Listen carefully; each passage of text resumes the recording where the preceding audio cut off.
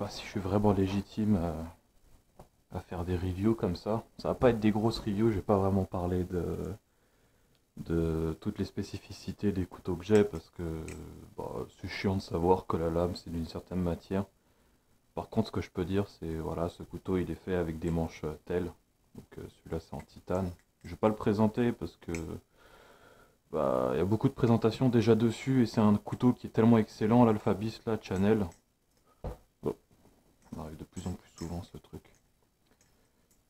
Et ouais, je vais juste m'en servir comme référence en fait, je pense. Pour présenter les autres un peu, pour savoir au niveau de mes préférences et peut-être ce que vous pouvez avoir par rapport au prix et même au niveau des matériaux, qu'est-ce qui pourrait être intéressant et qu'est-ce qui l'est moins. Voilà, en fonction de tous. Tout ce que je veux dire de celui-là, c'est que les manches sont en titane, donc c'est très résistant. L'équilibre est super sur ce couteau, c'est pour ça que je le prends comme référence. C'est pas parfait. Il y a beaucoup de gens qui ont dit que ce couteau-là, c'est vraiment le couteau ultime, le clone ultime. Euh, Franchement, en termes de clone, je dirais que c'est pas faux. Ça va être difficile de trouver un meilleur couteau que ça. Il fait tout très bien, c'est pas faux. Mais je pense qu'il existe quand même, pour cette gamme de prix, des originaux qui sont meilleurs. Je vais en présenter un d'ailleurs. Par contre, en France, on l'aura pas à ce prix-là, ça c'est sûr. Celui-là, il a coûté 107 dollars, je crois. Il m'avait coûté, maintenant, on l'a pas en dessous de 110, il me semble. Ça change pas grand-chose, mais bon, en euros, c'est plus ou moins 103 euros. 100 euros, on va dire. Les frais d'envoi, bon, ça peut passer à 105, 110, je sais pas. Et voilà. C'est un couteau qui a son équilibre qui est plus vers les manches. C'est pour ça que quand je le tiens comme ça, il faut qu'il soit en équilibre. Pour qu'il soit en équilibre, il faut que je le tienne ici, en fait, sur le doigt. Donc ça veut dire en fait que le poids est plus important sur le manche. J'aurais pas d'élément de comparaison avec un autre par rapport à quand l'équilibre en fait est plus vers les pivots, donc ça serait plus ici, ce qui voudrait dire que la lame est plus lourde et du coup que bah en fait toutes les figures vont être altérées. Sur celui-là, ce qui est bien, enfin sur ces couteaux-là plutôt qui ont le poids sur le manche, tout ce qui est les figures comme ça passe tout seul sur tout ce couteau-là. C'est très simple à faire, genre y a même pas besoin de réfléchir en fait, ça le fait tout seul. Le chaplin, ça marche aussi, en fonction des couteaux, plus ou moins facile. Sur celui-là, le poids est vraiment bien fait. Moi, je galère un peu parce que j'arrête pas de changer en fait mon centre d'équilibre en fonction des doigts que j'utilise aussi. Pour l'instant, je fais que avec l'index et le majeur, mais à terme, je pourrais le faire aussi avec le petit doigt. Je sais pas quelle, quelle figure va me permettre de basculer sur le petit doigt, mais bon, c'est possible aussi, voilà. J'y arrive beaucoup moins qu'avec les autres, hein. Et bah, de manière générale, en fait, toutes les figures qu'on fait dessus, c'est agréable. Il n'y a pas, je pense, une figure qui ne l'est pas. Je ne connais pas toutes. Ça, c'est un truc à savoir aussi. Genre, il y en a, c'est faut faire un truc comme ça. Enfin, c'est plus comme ça, voilà. C'est le ladder, ça s'appelle. En gros, on fait un effet d'escalier comme ça. Je sais pas le faire. Mais je pense que sur celui-là, c'est plus compliqué que sur des couteaux qui sont plus légers. Et du coup, ouais, voilà. Par contre, pour commencer, ce couteau-là, c'est vraiment un monstre. Ça fait tout vraiment à votre place, surtout au début. Moi, quand j'apprenais les figures les plus simples, franchement, c'était très très facile dessus. Et il y en avait d'autres couteaux. Alors qu'il est plus lourd, hein, ce couteau il est plus lourd que les autres que j'ai. Et pourtant, beaucoup de figures sont très faciles à faire dessus. Comme quoi, bah, le poids, c'est pas forcément ce qui va déterminer si un couteau est bien ou pas. Le truc est dégueulasse, mais bon, ça marche quand même.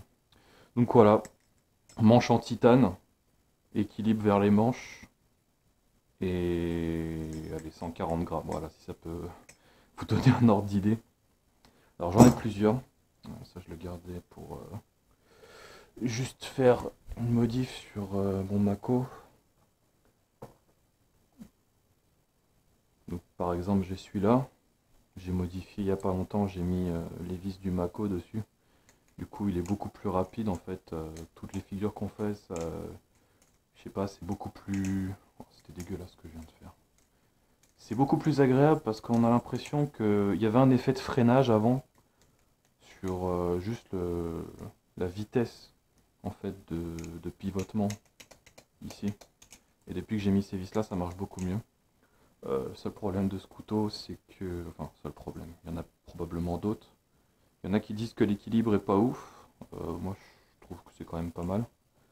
Ouais, seul problème, c'est que cette structure-là, vu que c'est un couteau qui est moins cher, c'est pas un original, ils ont pris moins de temps et d'attention pour faire les choses bien. Et du coup, c'est moins bien serré. Le filetage sur ici le Zen Pin, ça s'appelle comme ça, donc les deux trucs ici qui retiennent le couteau en fait quand ça ferme et quand ça s'ouvre. J'ai l'impression que c'est pas très bien fait, en tout cas c'est pas très précis. Ça se dévisse facilement. Même avec ces vis là que j'ai remplacées, donc ça c'est des M3, enfin des M2,5 celle-ci. Et bah en fait avec le temps plus ça tombe et plus il y a du jeu et plus ça crée cet effet là en fait. Je vais montrer, donc ça c'est le jeu normal, voilà, du couteau. Et ça c'est quand on force un peu en fait, ça se plie, ce qui n'arrive pas quand c'est bien serré. Et ce pli là en fait, je pense que ça va s'accentuer avec le temps. Plus il va tomber, plus il va être endommagé. Et bah, en fait, ce qui fait que bah, à l'entretien, ce couteau il est vraiment très très chiant à maintenir. Par contre, en termes de flipping, depuis que j'ai fait les modifs, franchement, il flippe tout seul aussi. Il est assez similaire à l'Alpha Beast. Il est un peu plus lourd. Alors, ce qui est marrant, c'est qu'il est plus lourd, mais en main, il a une sensation de légèreté qu'il n'y a pas sur l'Alpha Beast. Je pense que c'est surtout sa structure en fait qui fait ça. Vu que le poids est pas réparti, et pas aussi dense en fait sur tout le manche, et qu'il est réparti sur les bords, notamment sur le titane en fait, parce que là du coup c'est une structure titane plastique, donc là c'est plastique G10, et entre c'est du titane, plus les spacers, là je sais pas comment ça s'appelle, ce qui ajoute le poids, je me rappelle plus. Ça fait que la sensation en main elle est très différente. Voilà, elle va partir. Et bah en fait il y a de la légèreté à certains emplacements du couteau quand on fait des figures. Par exemple en Chaplin là, je sens qu'il est lourd, mais quand je fais le mouvement, ça m'a l'air plus léger que l'autre. Pareil pour pas mal de figures quand je les fais, genre celle-ci. Là, ça a l'air super léger parce qu'il est en mouvement. Dès que je vais l'arrêter comme ça, là, je vais sentir un gros poids qui va arriver que j'ai pas en fait dans l'Alpha Beast. Et il est à 150 grammes celui-là, il a juste 10 grammes de plus que l'autre. Et je pense que le poids, il est réparti plus ou moins de la même manière. Et pareil au niveau des matériaux et de la forme, vu que c'est fait différemment ici, quand on fait des chaplines, bah en fait quand ça tape au niveau de la fermeture, ça se sent plus que l'autre. Là où l'autre en fait c'est complètement lisse ici. Vous voyez genre la différence. Donc là c'est juste le côté où il y a la... c'est fait pour indiquer si jamais on ferme et que c'est le côté tranchant, donc ça se sent, ça pince. Sur celui-là je pense que c'est horrible. Bon, ouais, ça pince plus, mais c'est pas non plus ouf. Mais quand on fait les chaplines sur celui-là c'est tellement lisse que bah au final on sent rien.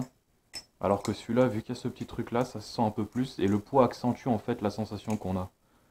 Du coup ça c'est à savoir bah, quand on manipule le couteau quoi. Et quand on choisit son couteau aussi, c'est super important à savoir quand on en a déjà fait. Ces petites différences là, parce que quand on est débutant on s'en fout, on apprend, hein. Moi j'apprends encore plein de trucs. Récemment j'ai fait une petite vidéo sur Instagram où j'apprenais ce truc là, où j'enchaîne en fait de... Ça je le connais déjà, mais en gros je fais ça. Et après de là je fais ça et je commence à partir en chaplin. Sauf que le but c'est de faire tout sur un seul mouvement. Et des fois j'y arrive, des fois j'y arrive pas, des fois le couteau il tombe comme ça, je suis encore en train d'être dans le processus d'apprentissage. Mais le but c'est que bah, ça fasse un mouvement fluide et naturel. Que ça s'arrête pas, voilà, comme ça, et que je le rattrape après, je sais pas comment. Mais ouais, sur ce couteau là c'est plus simple que sur celui-là. Et je pense que c'est à cause de l'équilibre en fait. Les deux ils ont le poids vers le manche. Si je le maintiens, c'est plus ou moins au même endroit. Il est un poil, enfin, il est plus lourd quand même sur le manche. Si je devrais faire une comparaison, tu vas bien arrêter de bouger. Si j'essaie de les mettre côte à côte, donc mon doigt est plus avancé sur l'Alpha Beast que sur celui-là, le rep.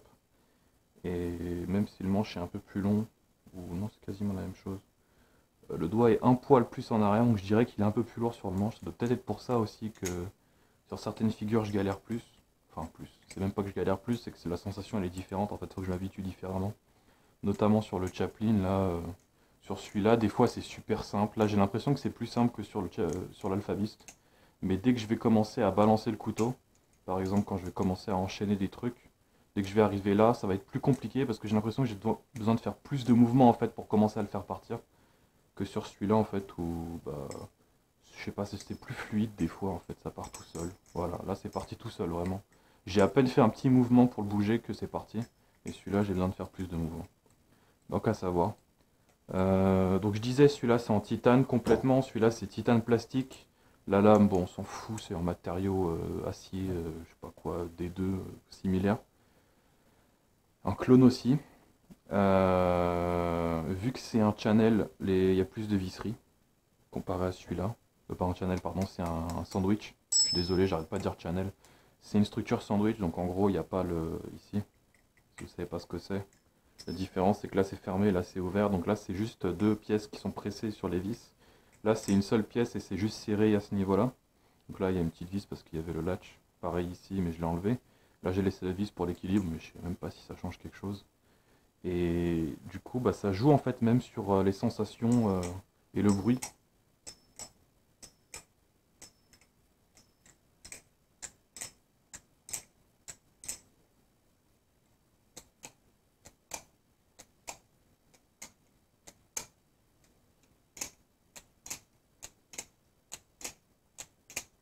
À savoir que moi, il y a du jeu sur les deux. Et évidemment, quand ça ferme, bah, ça fait un bruit qui est différent parce que la lame tape d'abord sur le manche avant de se fermer et de taper sur le petit Zen pin ici. Vous voyez ce clic-cling. Là, quand ça ferme, ça fait clac-clac. Ça peut être à cause du rebond, mais là, c'est justement parce qu'il y a du jeu dessus. Pas très important, mais bon. Il y a des couteaux, quand il n'y a pas, c'est plus agréable. J'en montrerai un juste après, là. Il n'y a pas ce truc-là. Donc ça tape directement dessus, et du coup, même au niveau du flipping, des fois, on a l'impression que c'est un peu plus serré, que c'est un peu plus précis, mais ça va quand même demander d'être plus précis aussi au niveau des mouvements qu'on va faire pour pouvoir réussir à faire les mouvements, enfin les figures qu'on veut faire quoi, au final. Donc voilà, j'annoncerai les prix à la fin pour chacun. Prix d'achat plus le prix général, on va dire, des couteaux, parce que ça varie des fois. Donc ça, c'est le Falcon, prisé par beaucoup de youtubeurs américains qui disent que c'est le meilleur couteau aluminium pour le prix qu'on en paye et que c'est même meilleur que certains originaux. C'est assez discutable parce que, comme je disais, vu que c'est un clone, il y a moins d'attention sur les matériaux. Et pour moi, je pense que même le matériau des manches, c'est pas important, autant que les vis. Et ça, je vais en parler un peu plus tard quand j'aurai fini de montrer les couteaux, je pense. Celui-là, c'est pareil, un channel comme l'Alpha Beast, mais le manche est en aluminium. Tout est en aluminium et plus léger aussi. Couteau beaucoup plus léger. Je saurais pas dire combien de grammes il fait. Je crois qu'il fait 115, 110. Je veux pas dire de bêtises, mais ça fait quand même beaucoup plus léger que les deux. Et du coup, ça se sent en fait quand on flippe avec. Il y a certaines figures qui paraissent beaucoup plus, comment dire, ça flotte un peu plus dans les mains. C'est moins, on l'a moins en main en fait. Pas que c'est plus désagréable ou que, par exemple, certaines figures vont être plus compliquées. Mais je pense que quand vous êtes habitué des fois à certaines figures, ça peut surprendre. Franchement, ça peut surprendre. Par exemple, les aériales, quand on les fait, quand c'est bien équilibré, il n'y a pas de souci. Mais avec le poids, on peut se permettre certaines choses qu'on peut pas en fait en fonction du poids du couteau. Quand c'est vraiment plus lourd, il y a des trucs qui font mal. Des fois, quand on le rattrape, si on le rattrape sur le bout ici par exemple, ça peut faire mal. Ça c'est juste un détail hein, en soi, quand on est habitué, on s'en fout un peu de ce que ça fait. Mais ouais, il y a beaucoup de trucs qui sont plus faciles sur celui-là. Je pense que, par exemple, ce truc-là, le Z-Choker que j'arrive pas à faire tout le temps, j'arrive même quasiment jamais à faire. Faut vraiment que je m'entraîne plus. Allez, passe pour la vidéo s'il te plaît. Bon, c'est pas grave. Mais ouais, il y a des trucs qui sont plus faciles à faire quand il est léger. Chaplin, je suis pas sûr. Comme j'ai dit, il flotte un peu, donc j'ai l'impression qu'il bouge plus sur le doigt de manière un peu plus archaïque en fait. Donc plutôt que juste de tourner En fait, il va commencer un peu à bouger comme ça, si vous voulez. C'est juste une habitude. Encore une fois, quand on est habitué, on peut le faire même très vite sans qu'il bouge. Mais moi, vu que je suis plus habitué à des couteaux lourds, comme ces deux-là, bah, c'est pas que ça me dérange, mais je le sens, quoi, tout simplement. Euh, un truc que j'ai pas dit, c'est tous des constructions Zenpin. Donc en fait, c'est des vis ici, comme j'ai dit, qui bloquent sur le couteau directement sur le manche. Il y a des versions où c'est sur la lame. Zenpin, c'est plus agréable pour beaucoup de personnes parce qu'il y a moins de jeux qui se créent avec le temps. Donc en gros, quand on va se fermer ici, là ça bougera pas techniquement, sauf si on appuie comme un bourrin et qu'on commence à plier le petit truc en fer là, qui est pas très résistant en fait. Sur l'autre structure en tank pin, donc c'est quand il y a un petit bout qui sort ici et un qui sort là. En fait, le jeu se crée à force de taper dessus comme ça. Et du coup, au bout d'un moment, potentiellement les manches se tapent entre eux, ça n'y a pas sur ceux-là. Du coup, c'est vachement plus durable en fait pour les gens, tout simplement. En termes de poids, c'est un peu comme les deux autres. Poids sur le manche, malgré qu'il est léger. Donc il y a beaucoup de choses qui sont vraiment faciles à faire dessus. Je sais pas trop quoi montrer. Mais ouais, beaucoup de choses qui sont simples. Prix, franchement, c'est vachement abordable pour ce que c'est. C'est pour ça que les gens disent que c'est assez impressionnant. La forme du manche aussi est vachement bien. Parce que c'est pas complètement droit, c'est un peu... la bordure en fait est creusée ici. Donc pas totalement, mais elle est creusée juste là où on va commencer par exemple à faire du fan. Le fanning ici, ça se sent. Mais même s'il y a une petite sensation de pointe ici sur le bord, c'est pas désagréable. Justement, ça permet d'arrondir plus le bord et d'arriver à faire des figures beaucoup plus facilement. Qu'est-ce que je pourrais en dire d'autre? À part que c'est juste bien. Moi, je suis pas trop habitué au poids, comme je l'ai dit, donc des fois, je galère un peu plus sur des figures, mais ça, c'est juste moi parce que j'ai pas l'habitude. Par exemple, le truc que je disais là, le truc là, ça passe bien dessus. Ça passe mieux que sur le rep, malgré que le rep il est vachement plus agréable en main à cause du poids pour moi. Euh, ce truc de poids, des fois ça fait qu'il y a des figures, le couteau s'en va. Encore une fois, c'est une habitude à prendre, mais c'est un truc à savoir, si c'est le premier couteau, c'est recommandé d'avoir un truc plus léger pour apprendre.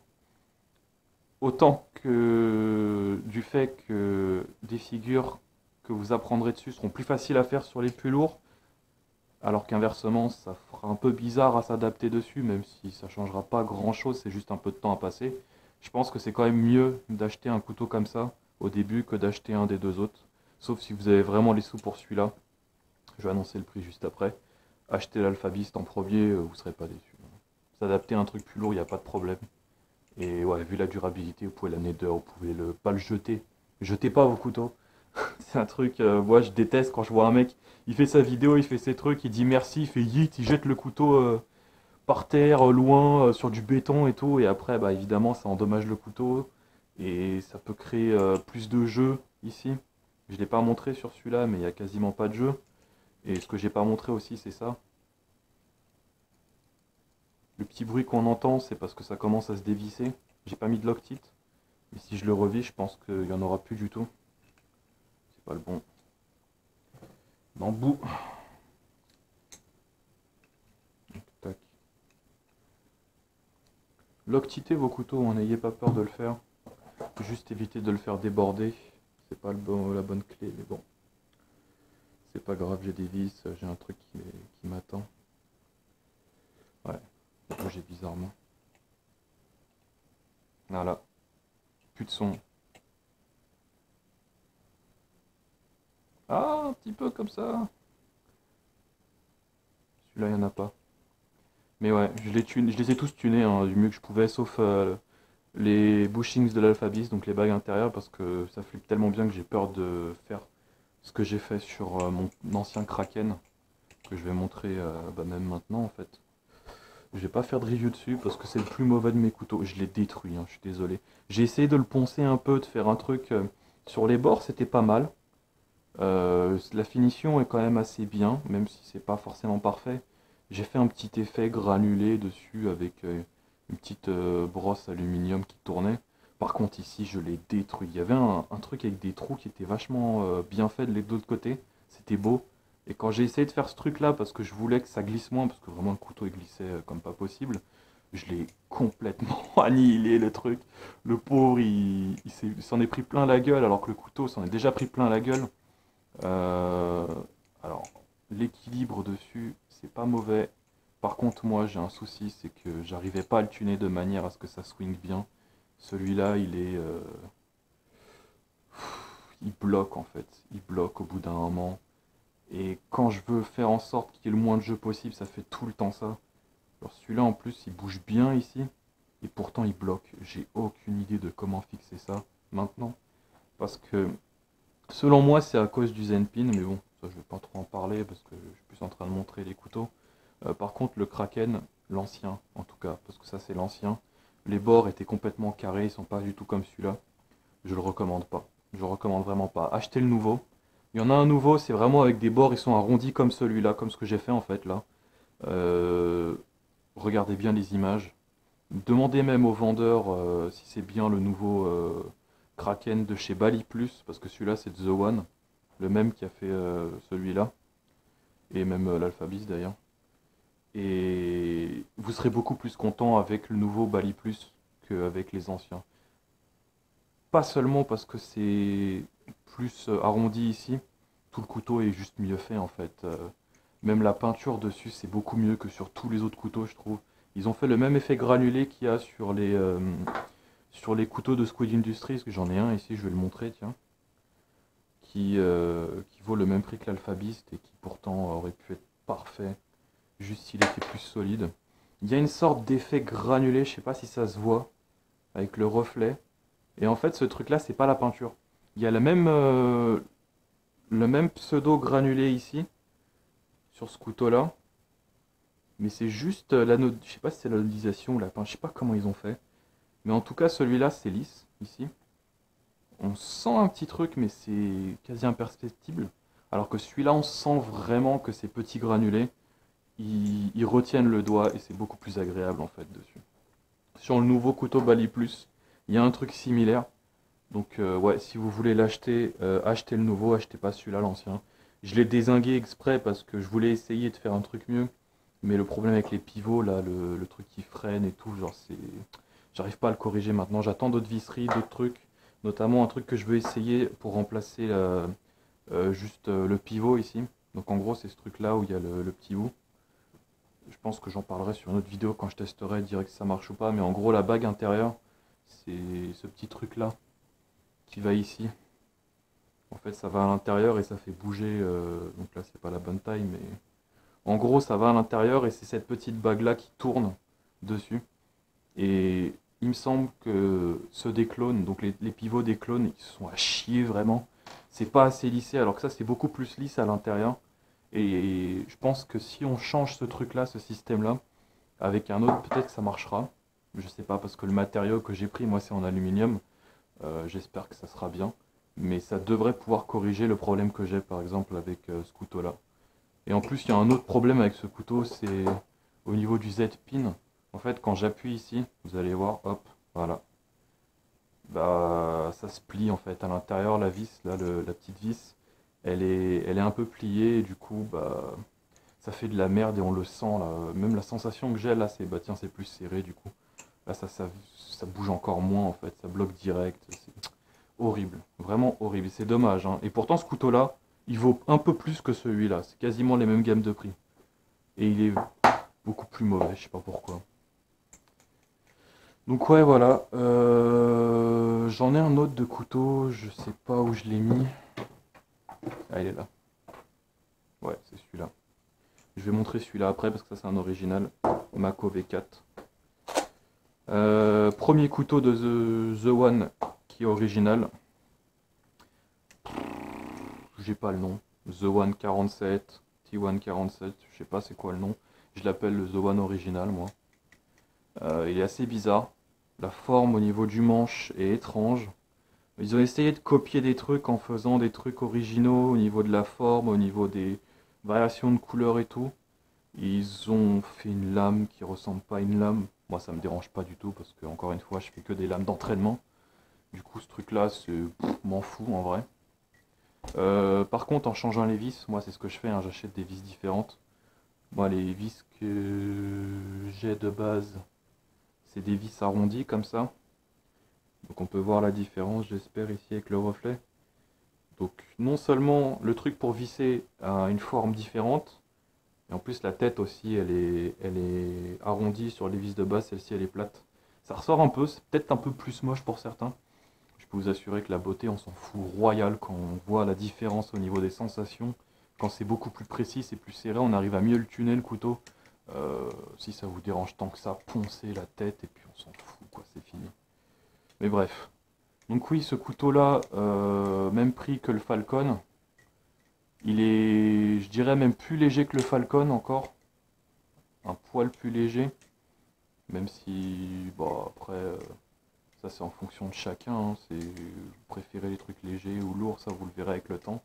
Mais pour un premier couteau, c'est très léger, c'est très agréable. Je dirais que ça serait un peu similaire au Squeedy, qui est un couteau en plastique complet. Celui-là, il l'est pas. C'est moitié aluminium, moitié plastique. Du coup, c'est bien parce que j'ai que des trucs différents ici à montrer.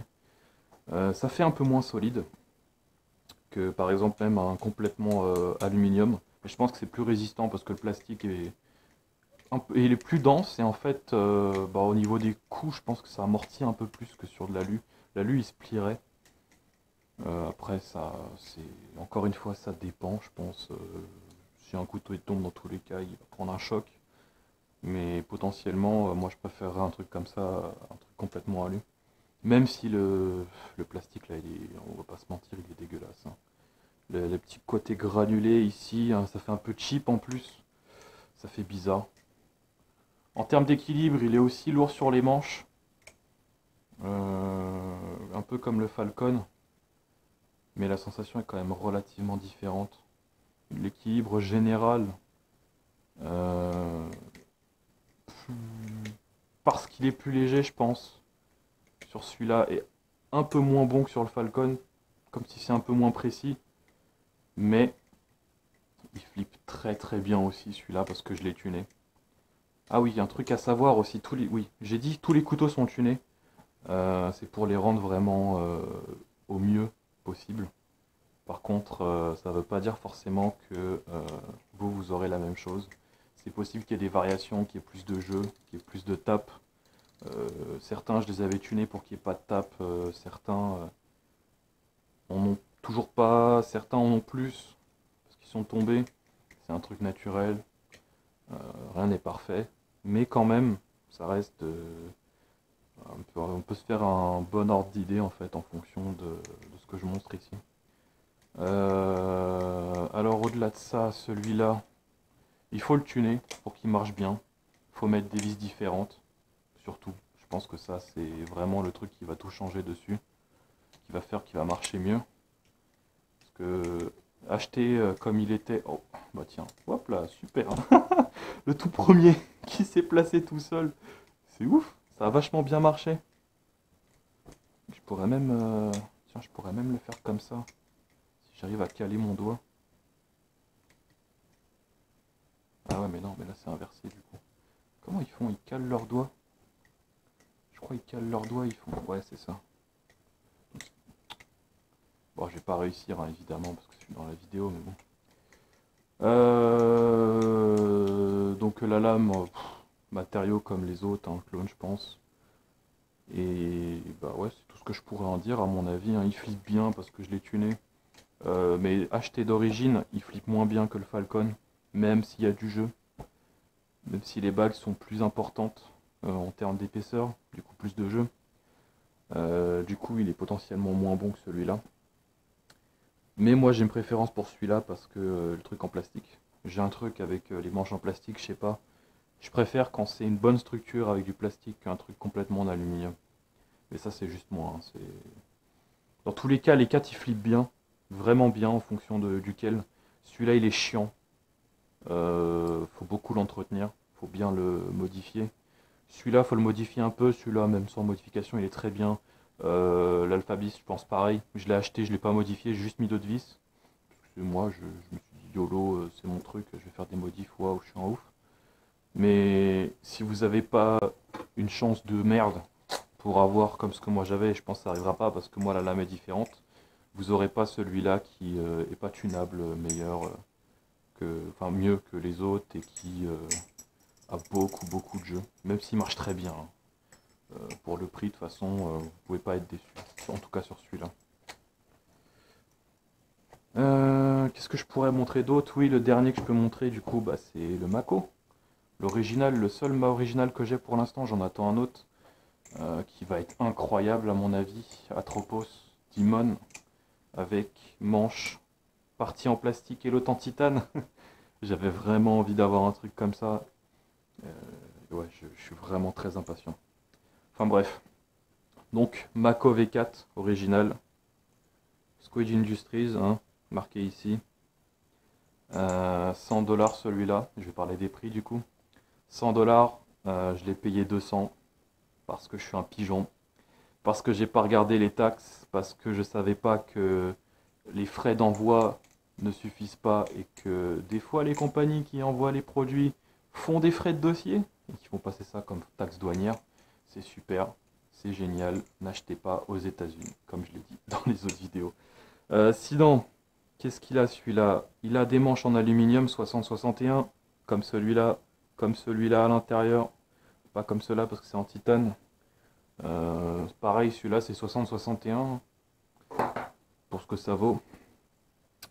Il n'y a pas de bushings dessus, donc il n'y a pas de bague intérieure, il n'y a pas ce truc là.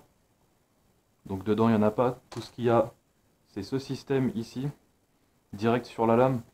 Et franchement, vu la qualité de la vis, ça marche super bien. C'est mon couteau qui flippe le mieux. Et bizarrement, c'est celui que j'arrive à moins prédire, alors qu'il est très prédictif. Genre vraiment tout ce que vous faites dessus, c'est fluide, ça marche bien, c'est très équilibré. Quand vous retirez pas les vis, j'ai essayé de les retirer, moi ça faisait un équilibre bizarre. Après, le seul truc que moi j'aime pas, c'est qu'il est un peu petit. Du coup, certaines figures, on galère un peu plus à les faire. Mais de manière générale, ça gêne pas trop, hein, franchement. Et j'ai envie de dire, celui-là, même comparé à l'Alphabist, qui est déjà un excellent couteau, il fait les figures encore plus facilement que dessus. C'est un monstre. Vraiment, c'est pour ça que je pense que les originaux, selon moi, ils sont meilleurs que les clones, parce que le hardware, parce que les manches sont pensées, la lame et tout. Au niveau de l'équilibre, tout est fait pour que ce soit le plus agréable possible. Par contre, pourquoi il ne faut pas acheter aux États-Unis, en plus du prix? Gros défaut sur ce couteau-là. La lame, elle tombe au sol, ici, elle se plie. Cette putain de lame, pardon de l'expression, se plie dès que ça tombe. Du coup, qu'est-ce que ça fait? Ça crée du jeu, parce que du coup, ça tape à l'intérieur. Celui-là, il le fait pas, parce que moi, je l'ai déplié. Le truc s'est tordu, je l'ai remis droit, ça se voit même pas. Le seul truc qu'on voit, c'est un petit truc ici, c'est parce qu'ici, il y avait une dent comme ici, et je l'ai complètement poncé parce que ça commençait à taper sur le manche, et ça faisait cling, cling, cling, et ça l'endommageait. Du coup, ça, je recommande à tous ceux qui l'achètent, le Mako, de faire la même chose. Ça changera pas l'équilibre, voire même ça l'améliorera. Moi, depuis que j'ai fait ça, j'ai l'impression qu'il est un peu meilleur, le couteau. Et je pense que c'est un truc psychologique. Le manche peut se plier aussi à ce niveau-là, parce qu'ici, c'est très fin. Donc, je recommande pas d'utiliser ce couteau en dehors de surface molle comme ça, parce que sinon, ça risque de se plier. Vraiment, là, le défaut de fabrication de celui-là, c'est assez impressionnant pour une des meilleures sociétés qui arrive à faire les couteaux les mieux notés, les plus prisés dans le milieu. Surtout que celui-là, il est arrivé, il avait un petit peu de jeu. Mais le truc, il fait pas de bruit, quoi. Il y a un clic-clic-clic, mais c'est pas la lame qui tape, en fait. C'est juste parce que c'est les pivots qui sont directs sur la lame et il y a forcément un petit truc. Mais il n'y a pas de bruit. J'ai changé les vis ici, c'est pas les noirs qu'il y a de base. Les noirs, je les ai mis là, comme vous voyez. Et du coup, j'ai pris celle-ci, je les ai mis là. De manière générale, ce couteau, c'est un monstre. C'est juste que moi, vraiment, comme je l'ai dit, le manche, vu qu'il est plus petit, ça me dérange un peu au niveau du poids. Mais sinon, c'est mon meilleur couteau, malgré que je le déteste par sa fragilité. Et bizarrement, ses défauts font que je l'utilise vraiment pas. Ce couteau, je l'utilise quasiment jamais. Et pourtant, il fait des trucs. Voilà, regardez le truc que je galérais à faire, il l'a fait tout seul. Alors que j'étais en train de le rater, il s'est repositionné tout seul pour que ça passe. Que dire de plus? 100 $. Couteau prix d'origine, 100 $ pour l'amener en France. Ça reste cher, c'est pour ça que je montre des alternatives. Environ 50 $. Manche aluminium plastique.